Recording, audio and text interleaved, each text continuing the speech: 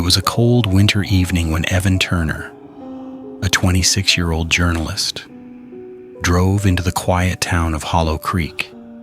He was there to investigate strange reports. People saying they saw children with pure black eyes knocking on doors at night, asking to be let inside.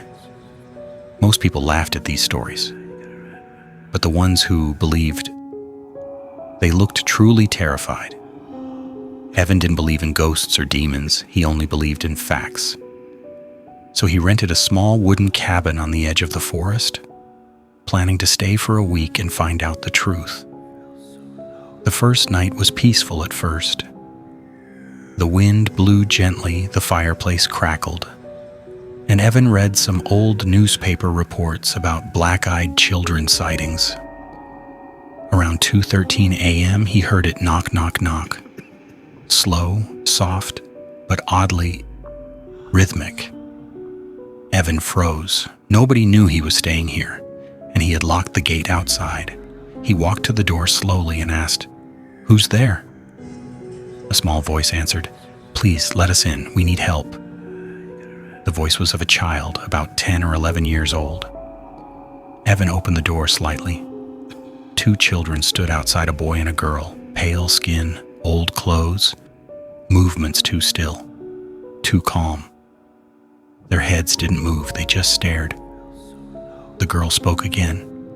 "Please, sir, we are lost. We can't find our home." Evan wanted to help, but something felt very wrong. The air around them felt heavy, cold, almost like the temperature dropped suddenly.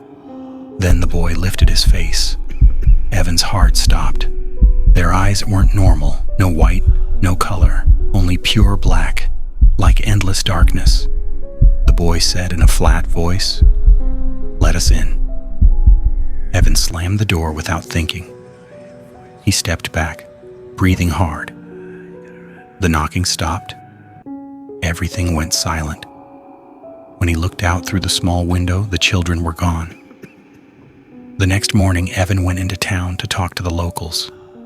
At a small diner, he met Martha, a 70-year-old woman who had lived there all her life. When Evan mentioned the black-eyed children, she dropped her cup and whispered, "You saw them?" He nodded. She leaned close. "You must never open the door. Never look into their eyes. Whatever they are, they're not children." Then she told him what happened years ago. A woman named Clara had let two black-eyed children into her house during a storm. She said they looked scared and cold. But once inside, the children stood in the living room, silent and staring at her. Then she felt something draining her energy, her breath, her life. Clara survived, but she was never the same. She stopped talking, and 2 weeks later she was found dead. Her eyes also turned black. Evan wrote everything down. The story was getting interesting, but also darker. That evening, Evan set up audio recorders around his cabin. He wanted proof. Around midnight, he heard soft whispers coming from the forest. Not from one place, but from all directions. "Let us in. We need help. Please open the door." But this time voices were more than two. It sounded like many children whispering at the same time. Evan grabbed his camera and followed the sounds into the forest. The deeper he went, the colder it became. His breath turned white like winter fog. The moon was high but felt distant, almost dimmer than usual. Suddenly he saw something. A shadow, small, standing still between the trees, a child, then another, and another. Soon he realized, there weren't two. There were at least 10, all staring silently, all with black eyes. Evan's legs trembled as the children slowly stepped forward in unison, like puppets controlled by an unseen force. The girl from last night appeared in front and whispered, "You should have let us in." Evan ran. He didn't look back. He didn't stop until he reached the cabin and shut the door. He pushed a chair against it, even though he knew it wouldn't help. For 5 minutes, everything was quiet. Then, knock, knock, knock. The same slow rhythm. "Let us in," the children whispered together. Evan stayed awake until sunrise, recorder running, hands shaking. The following afternoon, Evan visited the town library. The librarian, Mr. Grant, told him an old legend. A long time ago, Hollow Creek was the site of a terrible tragedy. A group of children from an orphanage went missing in the forest during a storm. Their bodies were never found. People believed the forest took them. Their spirits returned, changed, hungry and trapped between worlds. They wander forever, trying to enter homes, because they cannot cross the threshold without permission. Once inside, they drain life from anyone who lets them in. "You cannot save them," the librarian said. "They are not children anymore." Evan decided to leave Hollow Creek the next day. But that night, the children came again. This time not knocking on the door, but tapping on the windows. Tapping on all sides of the cabin like tiny fingernails scraping glass. Evan grabbed his bags, ready to run. But when he opened the back door, the girl was standing there.